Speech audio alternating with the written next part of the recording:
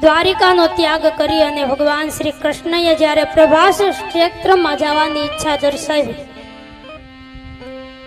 ઉદ્ધવજી મહારાજે જ્યારે કૃષ્ણની પાસે આવે, ઉદ્ધવને ભગવાન કૃષ્ણએ જ્યારે આ વાત કરી કે ઉદ્ધવ, હવે જલ્દીથી હું આ પૃથ્વીનો ત્યાગ કરવા માંગુ છું, ત્યારે ઉદ્ધવે ભગવાન કૃષ્ણને કહેવા લાગ્યા છે કે પ્રભુ, જો તમારે આ પૃથ્વીને છોડીને જવું હોય તો તમે મને પણ તમારી સાથે લેતા જાઓ. ભગવાન કૃષ્ણએ ઉદ્ધવને કહેવા લાગ્યા, ઉદ્ધવ, તું જ્યારે અહીંયા આવ્યો ત્યારે મારી સાથે આવ્યો હતો. ધરતી ઉપર તો બધાએ એકલા આવવાનું છે અને એકલા જ જવાનું છે, એમાં કોઈનો સંગાથી કોઈ છે જ નહીં. તું મારી હારે નહોતો આવ્યો કે હું તને હારે લેતો જાઉં. ભગવાન શ્રી કૃષ્ણ એ ઉદ્ધવને એ સમયે ઉપદેશ આપે છે. ભગવાન કહે છે કે ઉદ્ધવ, તું મારા જ્ઞાનનો અધિકારી છે. શ્રી કૃષ્ણ એ કહે છે કે હું તને જે જ્ઞાન આપું એ જ્ઞાન તું જે અધિકારી હોય ને એને આપજે.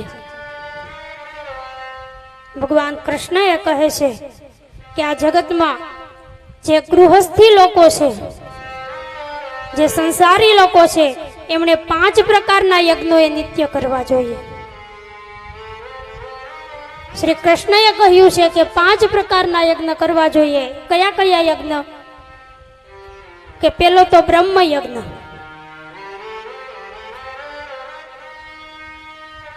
વેદ અને ઉપનિષદ કે જેમનો અધ્યાય કરવાથી આપણે ઋષિ મુનિઓના ઋણમાંથી મુક્ત બનીએ છીએ. અને બીજો પિતૃ ઋણ માટે, પિતૃઓને સદગતિ આપવા માટે, પિતૃના તર્પણ માટે આપણે શ્રાદ્ધ યજ્ઞો કરવા જોઈએ. અને ત્રીજું, દેવ ઋણના માંથી મુક્ત થવા માટે આપણે યજ્ઞો એ કરવા જોઈએ. યજ્ઞો દ્વારા દેવતાઓના ઋણમાંથી આપણે મુક્ત થઈએ છીએ. અને ચોથો, મનુષ્ય ઋણ માટે દ્વારે આવેલા અતિથિનો સત્કાર કરવો, દ્વારે આવેલા અતિથિને ભોજન કરાવવું.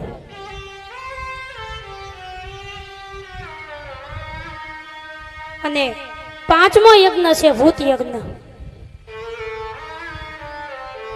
કે પ્રાણી માત્ર ઉપર હંમેશા દયા રાખવી.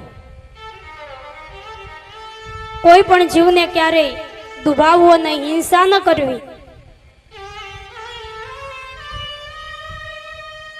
પ્રાણી માત્ર પ્રત્યે ભગવાન કૃષ્ણએ ભાવ રાખવાનું કીધું. દરેક જીવ પ્રત્યે ભાવ હોવો જોઈએ.